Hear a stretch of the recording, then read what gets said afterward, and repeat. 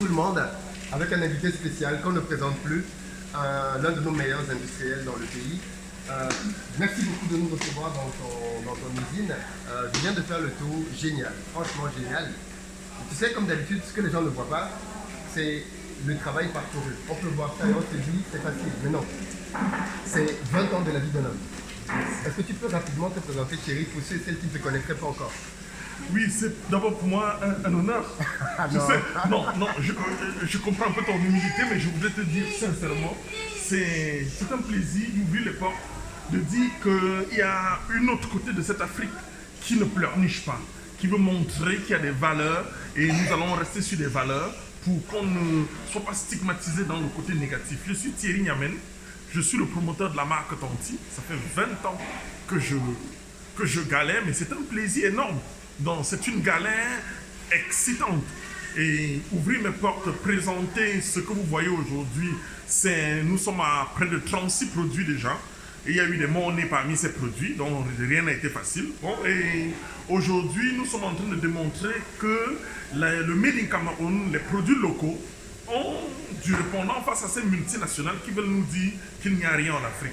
Mais en réalité, il y a quelque chose, mais surtout dans la démarche qualité. Je suis très heureux de tes propos parce que, en tant qu'ingénieur, en tant que quelqu'un qui a visité des usines, nous dit que c'est normal.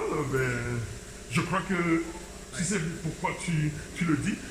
Consommons les produits locaux, consommons les produits des Africains, disons qu'il y a quelque chose.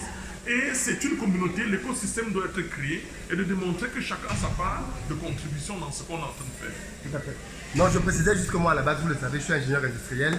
Et en tant que tel, une grande partie de mon activité consistait à aller travailler dans des usines pour passer des commandes, suivre des fabrications.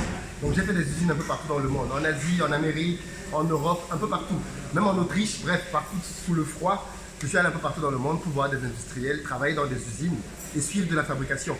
Et ce que je vois ici, c'est bien. Franchement, c'est bien.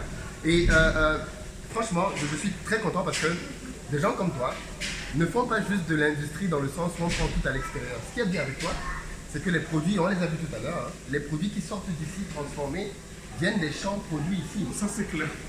Tu enrichis le cultivateur, l'agriculteur local. La chaîne de valeur est assez grande et c'est justement ce que les gens devraient comprendre, que derrière chaque sachet de bouillie se trouve une série de planteurs, une série de cultivateurs qui, en termes de valeur ajoutée, aujourd'hui peuvent savoir qu'un caramel, c'est-à-dire les arachides, peuvent être emballés avec le standing international, mais pour dire pourquoi pas être servi dans un avion ou alors dans une réunion, comme on l'a fait au GIEC. Sans avoir effectivement à pâlir de quoi que ce soit, parce que le niveau de qualité est tout aussi acceptable que tous les autres que l'on peut trouver dans les normes internationales. On va faire une interview un peu plus longue. Ça, c'est juste un petit teasing pour préparer les gens, parce qu'il faut que les gens te connaissent un peu mieux, qu'ils s'imprègnent de l'homme, parce que tu as de très gros projets, et je pense qu'il faut que la communauté saisisse l'intérêt pour les uns et les autres de pouvoir travailler avec des entrepreneurs comme toi. Tu es plein de valeurs, tu transpires le travail et c'est génial. Normalement, comme toi-même tu l'as dit, tu as fait ça en 20 ans, maintenant il faut accélérer. Il faut passer à un niveau supérieur et je pense que nous allons mettre tout ce qui est. Je compte aussi sur toi parce que chacun a sa pierre à jouer. J'ai fait ce que je peux et ensemble je suis assez flexible. J'ai envie, je ne suis pas quelqu'un de coincé. Je veux voir grand, je vois grand et je suis prêt à aller étape par étape, mais surtout céder un certain nombre de faire des concessions pour que les choses puissent aller. Bien sûr, je te l'ai dit et je le redis, de ce que je vois et je le confirme, il y a beaucoup d'argent à faire. Merci, surtout aimons l'argent. Il y a beaucoup d'argent à faire. Merci beaucoup pour cette petite interview. On prendra le temps de faire quelque chose de plus long, de plus conséquent.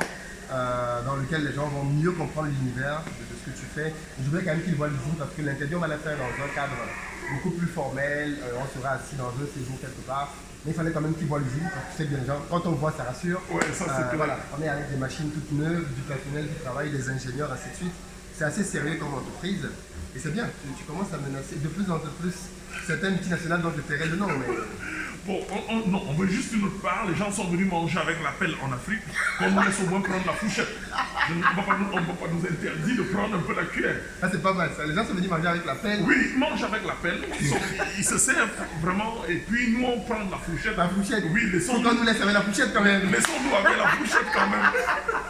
Merci beaucoup Thierry. C'est un plaisir. Restez connectés pour ne pas rater la suite. À très bientôt. Merci, c'est un plaisir.